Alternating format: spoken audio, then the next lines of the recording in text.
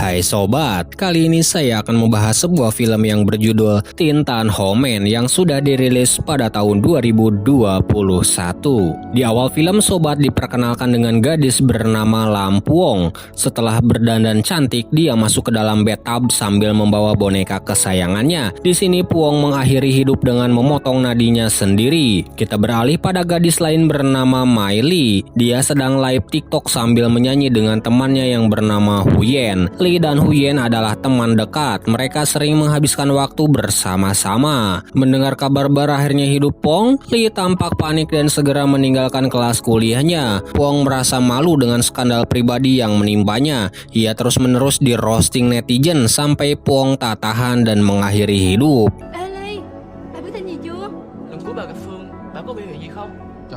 Lee kemudian pergi ke kampung untuk mengunjungi ayahnya. Dalam perbincangan di meja makan, ayah Lee memperingatkannya untuk tidak bekerja sebagai penyanyi. Tak lama kemudian polisi datang mencari Lee dan ternyata Lee pernah bekerja sebagai backing vokal Puong. Jelas saja ayah Lee marah-marah dan langsung memukulnya. Di kantor polisi, Lee ditanya tentang pesta yang dulu dia hadiri bersama Puong. Tapi Lee tidak mengingat apapun karena dia tidak sadarkan diri. Yang Lee tahu, dia datang ke sana untuk mengantar Puong. Ada pula boneka yang dianggap membawa guna-guna, namanya adalah Yuki dan merupakan kumantong kesayangan Puong. Lee lalu teringat ketika dia menjadi vokalis latar untuk Puong. Saat itu Puong sangat menyayangi dan bahkan menganggap Lee sebagai adiknya. Lee juga sering mendapat uang lebih dan sempat memberikan boneka saat Lee berulang tahun. Di masa sekarang terlihat Lee pergi ke kamar mandi malam-malam. Lantai di sana banjir karena keran terus terbuka. Lee lalu melihat rambut di saluran air dan ketika dia menariknya malah keluar darah. Lee yang ketakutan langsung keluar dari sana. Huyen kemudian mendatanginya dan setelah melihat ke dalam kamar mandi, dia tidak menemukan apa-apa. 6 bulan berlalu, Lee mengikuti kompetisi menyanyi bersama teman-temannya. Di sana dia didatangi oleh Bu Tam yang juga membawa boneka seperti Lee. Sambil makan, mereka berbincang tentang boneka kumantong. Tam menasehati Lee untuk membawa boneka itu ke dukun untuk mendapatkan berkah. Tam berkata bahwa Puong yang punya saudara standar saja bisa terkenal berkat kumantong, apalagi Lee yang jelas-jelas punya suara bagus.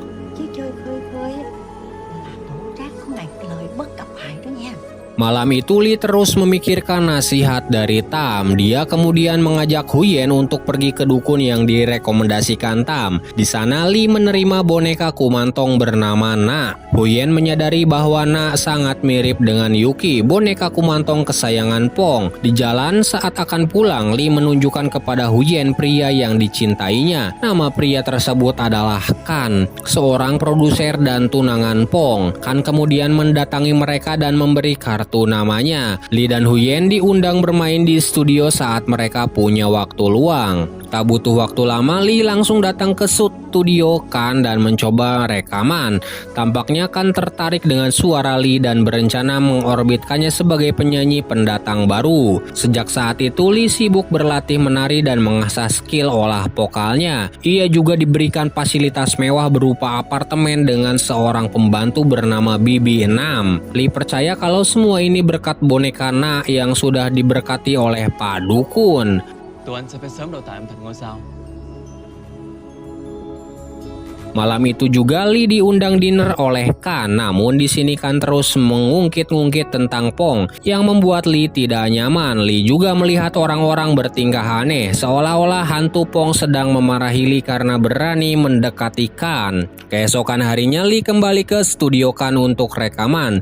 Di sini dia mengetahui bahwa studio tersebut awalnya dibangun untuk Puong. Saat Lee sendirian, pintu terbuka perlahan lalu dia melihat hantu Puong dengan wajah marah. Di apartemen Lee kembali berdoa pada Na. Dia menyebutkan permohonannya untuk ingin lebih dekat dengan Lee. Boneka itu seolah mengabulkan apa yang Lee minta. Kini Kan mengajari Lee untuk bermain piano. Awalnya terlihat romantis, namun tak lama kemudian Kan menjadi kasar. Sepertinya Kan menyembunyikan sesuatu. Kemudian Lee teringat masa lalu ketika dia pergi ke klub untuk menemui beberapa pria. Mereka mengaku sebagai produser dan menawarkan Lee kesempatan untuk menjadi penyanyi paling top. Setelah kembali dari klub, Lee menemui Pong dan membicarakan penawaran produser tadi malam. Awalnya Pong khawatir dan melarang Lee datang ke sana karena dia tahu kalau mereka adalah penipu. Namun Lee tidak ingin kehilangan kesempatan untuk bersinar sehingga Pong memutuskan untuk pergi bersamanya. Kembali ke masa sekarang, keinginan Lee dikabulkan lagi. Keesokan harinya dia langsung diminta rekaman lagu yang sebelumnya Kan tulis untuk Pong. Tak disangka lagu itu justru hits dan disukai banyak orang. Alhasil Kan pun lebih memperhatikan Lee, bahkan sampai mengajaknya untuk berduaan. Usai pesta, Lee menyuruh Huyen pulang lebih dulu karena dia akan berduaan dengan Kan.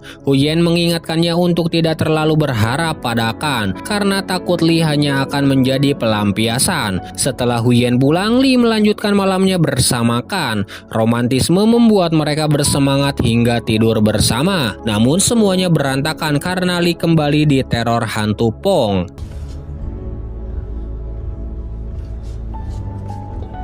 Pagi harinya saat di meja makan, Lee membahas tentang hubungan mereka. Namun rupanya Kan masih tidak bisa move on dari Pong. Sebaliknya Kan bertanya tentang Pong saat di pesta tersebut. Namun Lee mengatakan kalau dia hanya mengantarkannya ke pesta Pong.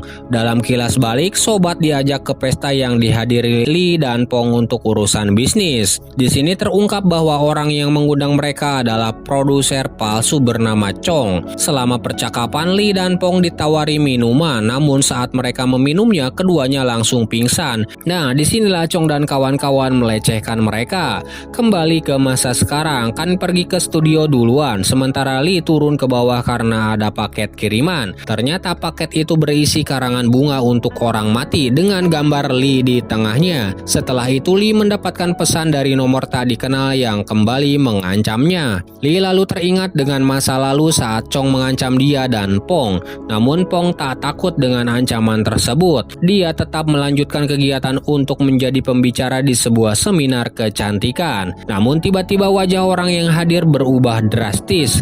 Rupanya saat itulah video skandal Pong dan para lelaki bejat itu menjadi viral. Pong yang sebenarnya menjadi korban langsung diboikot dan tidak diberi kesempatan menjelaskan masalah tersebut. Tak mampu mengatasi segala kekacauan yang menimpanya, Pong memutuskan untuk mengakhiri hidupnya malam itu juga. Saat ini Lee mendatangi Bu Tam untuk meminta solusi agar diberi perlindungan dari gangguan orang jahat. Lee kemudian disuruh mencari patun janin yang diawetkan dari Thailand. Setelah dapat, ritual pun dilakukan. Boneka kumantong milik Lee dicat ireng. Setelah itu patung ditempatkan di dalam boneka tersebut. Dukun tersebut kemudian menato punggung Lee untuk menghubungkan jiwanya dengan boneka tersebut. Sejak saat itu Lee jadi pemuja kumantong dan langsung meminta bantuan untuk dilindungi dari Chong. Keesokan harinya permintaan itu langsung terkabul. Jasad Chong ditemukan mengambang di bak mandi. Lee pun ketakutan karena menurutnya boneka kumantong itulah yang telah menghabisi Chong. Lee yang ketakutan lalu menceritakan hal yang sebenarnya terjadi di klub kala itu. Dia dan Pong menjadi korban pelecehan Chong dan kawan-kawannya. Dia meminta perlindungan pada boneka Na dan semuanya malah berakhir dengan pembunuhan. Huyen lalu menyuruh Lee membuang boneka terkutuk itu. Jika terus dipertahankan, takutnya akan bertambah korban. Karena bagaimanapun boneka itu membawa pengaruh buruk bagi Lee. Tapi sekali lagi, Lee mengabaikan pendapat Huyen dan malah menyuruhnya pergi. Lee bertemu dengan Nyonya Tam dan ingin mencabut patung janin dari dalamnya. Namun Tam marah dan menganggap Lee egois. Mereka tidak bisa seenaknya membatalkan ritual sihir karena iblis yang ada di dalamnya bisa mengamuk dan menimbulkan masalah besar. Sementara itu Huyen berusaha untuk mencari tahu tentang para pemuja kumantong. Dia pergi ke hotel tempat di mana Ibu Tam pernah mengadakan pertemuan. Namun ketika sampai, ternyata kamar tersebut sudah kosong karena Bu Tam hanya menyewa kamar tersebut untuk sementara. Di penginapan, Huyen kembali mencari info lebih lanjut. Namun tiba-tiba lampu padam dan Huyen langsung berlari keluar. Di sini dia ditabrak mobil dan kondisinya sangat kritis.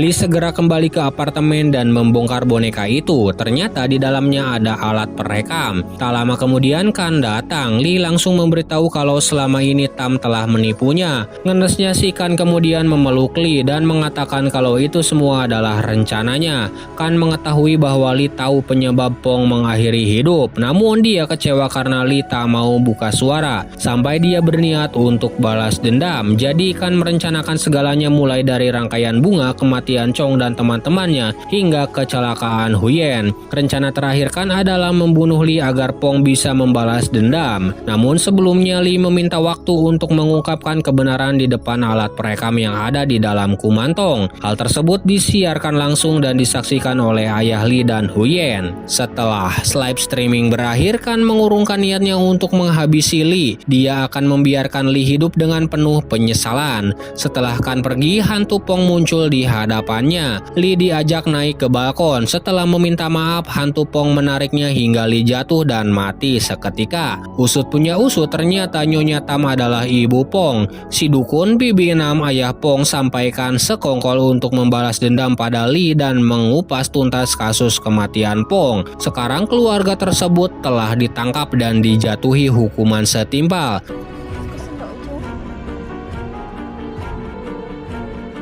Itu adalah akhir dari film Tin Tan Ho Man yang sudah dirilis pada tahun 2021. Terima kasih telah menonton dan sampai jumpa lagi di alur film selanjutnya.